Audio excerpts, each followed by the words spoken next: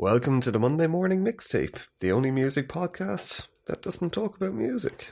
On this week's show, we're going to be talking about the Beastie Boys and the birth of white boy rap. And later on in the show, we're going to be diving into one of the Beastie Boys' best records, Ill Communication. So stay tuned.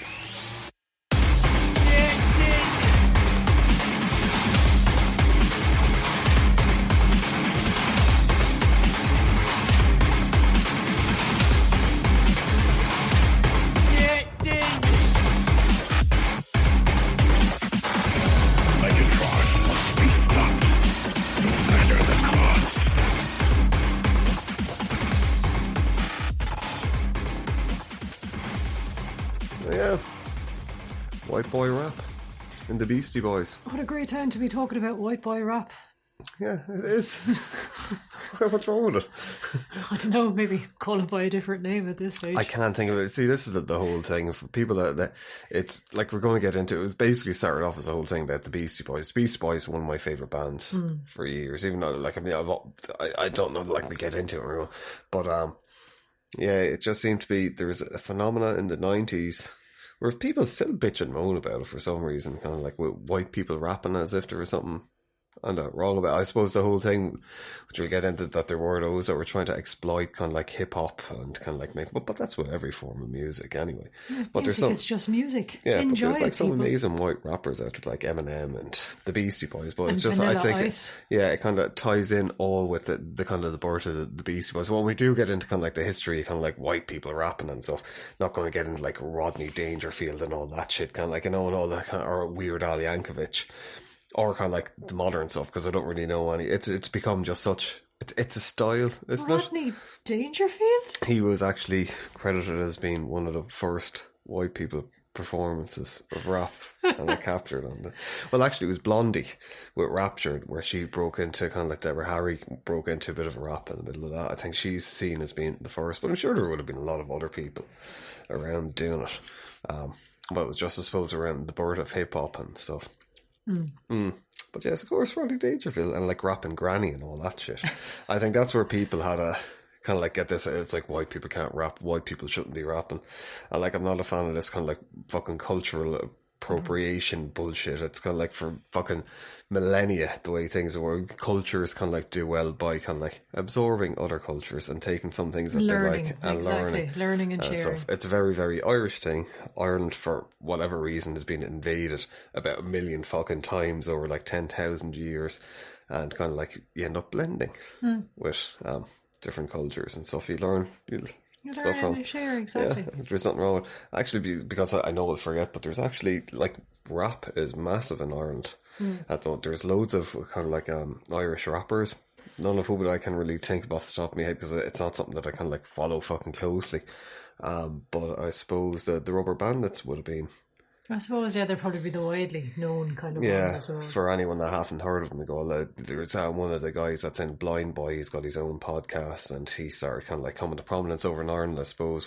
They were kind of like funny kind of rap songs, I suppose, but he went on and started talking about mental health issues in Ireland, which a lot of people really weren't talking about, particularly kind of like suicides in young men over there, and he's always kind of like not pushed suicides in young men, but he's outspoken about the issue. Yeah, and he's got his own podcast, which is really, really big, and he also had a TV show on BBC Three, which we only became aware of a while ago. But their rap is quite good, and then you have like the Streets in the UK were fairly big and very, very well respected. Goldie Looking Chain. Goldie Looking Chain. How could I forget Goldie Looking Chain? Well Trappers. Well Trappers. They're fantastic. Yeah. Half man, half machine. What does it mean? What does it mean? But I suppose, yeah, on to the Beastie Boys. Don't kill people. Rappers do. I'm a rapper and I might kill you. Love 2 them. Chains. Yeah. But yes. But anyway. yeah, you had bands like that were kind of like taking a piss. But so Beastie Boys. For anyone as well, it's. I think it only came out a while ago. They were doing a show, traveling show that was filmed by Spike Jonze, or maybe put together or directed by Spike Jonze, called Beastie Boys Story. HBO just recently aired it. And it's on iTunes and everywhere else at the moment. But iTunes, Apple Store, Is that what it is now? I don't know. Whatever the Apple thing is. Yeah, but basically it's the two remaining members of the Beastie Boys, Adam Horowitz, Ad Rock, and Mike D, talking about the history of the thing, because Adam Yuck, who would be MCA, he died in 2012, and then when he died, they were like, well, we can't obviously carry on because they are, they're ingrained. So it's anyone that's interested in the history of it, like, listen to this, get a little bit of a taster. I'm not going to tell you to go away and watch it, but do go away and watch it. It's put together really, really, really well. It's very heartwarming as well. You can see that they're like obviously still grieving from the death of their kind of like, it would have been like the brother for them. Like they played with each other since they were like teenagers. And so, but yeah, when they started off, they were basically a hardcore punk band, and there was like other people in the band as well, and someone who will kind of come up later on. And the thing who they talk about quite a bit is Kate Schallenbach, who was the original drummer in the band. So basically they were a fucking hardcore punk band playing around a few things, and in the actual documentary they show, in the show they have like some pictures of them like playing in people's flats and things, and it all seems like fun teenage shit. But then they did a song called Cookie Puss, where it was like taking the piss, where it was them ringing up someone, just kind of like a prank call, and they put music to it, and it sounded kind of hip-hop. It was hip-hop inspired, and that became like a bit of a success, a bit of an underground success. And then they changed their style to hip-hop, and this is where they met Rick Rubin, who went on to form Def Jam Records. Rick Rubin was like a college student at the time, and he was hanging out with them, and kind of like, because he had loads of gear helping them record stuff, they started getting more and more into hip-hop.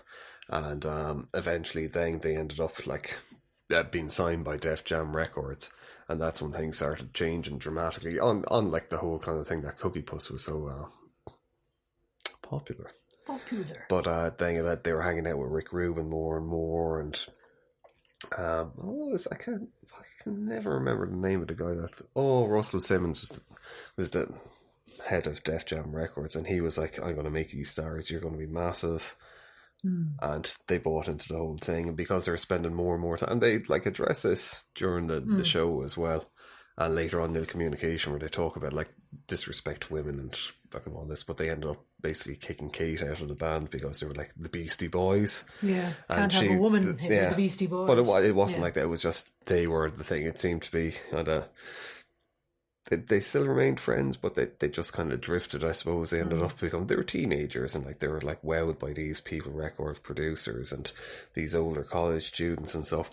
And just following the advice that they were given, kind of a thing, really. Yeah. So they went off, and their first album was called Ill Communication, which would have had like Fight for Your Right to Party on it. That was their first? What? Yeah, No Sleep to Brooklyn. Yeah, License to Ill. All right, Ill Communication. License to Ill, yeah. And it fucking massive hit.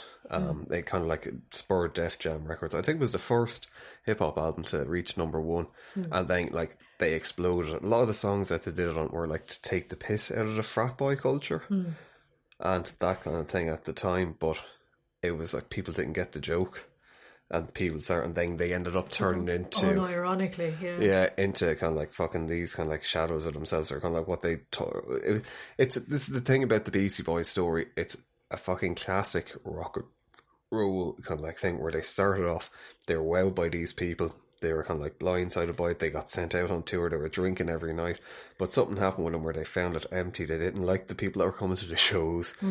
They kind of like, when the whole kind of like novelty of it started wearing off, they're like, we gotta go out and drink beer and act like these assholes every night and put up this front. And like they were banned in England at one stage. They were like seen as being like terror. You know, they were like fucking the Beastie Boys. It's hard looking back on it now, because it's like, how could they be? It's not as if they're like fucking, you know, Hellcats kind of a thing. But there's funny asides in it as well. They're kind of like, they're testing the record company to see how far they can push it, and they thought they were being funny. They're like, what you want on your stage set? And they're like, I don't know, a giant penis or something like that. I forgot about that. And then they show up on stage and they've built a giant penis. They were and they're getting everything like, that they want. Okay, then let's go. They were like opening up for Madonna. Madonna was like, you know, one of the biggest artists in the world at the time. But they were just on the thing, and of course, kind of like Def Jam Records wanted them to keep going and going and going and going. But they reached a point where they're like, we just can't carry on. We don't like it. We don't like the people that we're becoming. Anymore. I think it was around, I'm not sure if it was around that time, kind of like near the end, it was one of their friends died and they returned to New York for the funeral. And they were kind of like, I think they kind of like had a bit of a wake. They were like, oh my God, we're after like pushing all these people out of our lives that were no, and we're after becoming something that we didn't really want. So it was, of course, Def Jam wanted them just to continue touring and just fucking putting out the same stuff, and they were like, no. So they ended up kind of walking away from. But as well, because they wouldn't do certain things, they didn't get paid a lot of the money. So they basically just got screwed by Rick Rubin and Russell Simmons. And they're fairly open. They don't get into it too much, but they're fairly open about it, saying, yeah, well, this happened. So basically they went off, kind of regathered themselves, and they wanted to do a new record, like a proper record, what they actually wanted to do. They wanted to be themselves. They went on like a bit of a voyage of discovery, and they signed to Capitol Records, and then they went off and recorded Paul's Boutique. But of course, there's another kind of like rock star kind of like thing where they went off, hired expensive studios. They had the Dust Brothers produce it, who were kind of like coming up at the time. It was like nearly like a Led Zeppelin recording where they went in, they spent like a fortune, like thousands a day on it, using strange instruments, kind of living the rock style lifestyle when they're there, driving expensive cars. And Paul's Boutique came out, critically acclaimed. People were saying, my God, this is like fucking the ultimate hip hop album. This is like so experimental and everything. No one bought it. And as they talk about in the show as well, then their accountant got in contact with them and said, you have no fucking money, you spent it all recording this album. Shit. And you're not bringing money in. So they like fucking really fucking just toned everything down. They fucking sold all the expensive cars, or driving around in second-hand cars, living in kind of shitholes basically. And then they kind of went into, I suppose, this is the phase where the Beastie Boys became like the Beastie Boys that everyone knows and loves. They went off, they decided, well, fuck it, look, instead of renting a studio, kind of like spending thousands on it, maybe better just to rent a place out and build their own studio in it, which is what they did. And then they came across who ended up going on to become their long-time manager, who I do not know his name, but he ended up basically being open and honest with him and saying, look, you were at the top, you're fucking shit now, you got a lot of hard work to do, kind of like to get kind of like to it. So they were like playing small clubs. They talk about like you're going in playing like in a club where there's like 5 people watching you, which a lot of bands when they start off have to do, but they kind of like hit it big at the start. Yeah. So this is totally new for them. Very humbling. Right. Yeah. And they went off and they recorded Check Your Head. And when they were doing that, they decided, well, maybe we should get back playing our musical instruments again, and kind of like, let's just do whatever we want. And kind of like on Check Your Head, they would have had like, say, some hardcore punk, well, not hardcore, but some punk songs mixed in with hip hop and a lot of samples from weird places. And then they started listening to a lot of jazz when they were doing like looking for records to sample, and they wanted to learn how to play jazz and kind of like just become better at their instruments. Which they did, and then that led into Ill Communication, because Check Your Head was, people started going, oh my God, this is great, like very, very different. Fucking like, there was nothing like it at the time, absolutely nothing like it, and people were like, oh, the Beastie Boys, they're fucking doing this shit, because the Beastie Boys were seen by some people as being a bit of a joke. Like, I remember growing up with them, I loved them when I was a kid, and then it did seem, because people were just caught on the fight for your right to party thing, that they were a parody, and they just seemed to disappear. And then when they came back, it was like, fucking hell, they're like serious musicians, they're proper kind of. But then Ill Communication was done very quickly after Check Your Head, and it was Ill Communication was the album that kind of like fucking exploded them again, because it was just the right kind of like time with MTV. Sabotage was like the main one on it because of the music. It just fitted perfectly with the 90s. And as well as just their, I suppose, aesthetics as well, all the stuff that they were in, like they ended up having their own fucking whatchamacallit magazine coming out as well. They had their own record label with the magazine, kind of like same thing cover where it's like Bruce Lee on the front cover, so it nearly seemed to be very zeitgeist. Pulling all the stuff from the 70s, and it had that retro kind of thing too, and like it really influenced like the fashion at the time, and kind of like the way music videos were shot and music as well. And I think it's like, we'll talk about it later on when we get big into Communication, but it is the quintessential, I think, 90s album where it's like experimental, it has loads of different genres in it, and as well, it's a fun album. It sounds like they enjoyed recording it, that it was like, very kind of like loose, but like, you know, amazingly well put together. I think that's kind of like what defines the Beastie Boys for me anyway, is that album.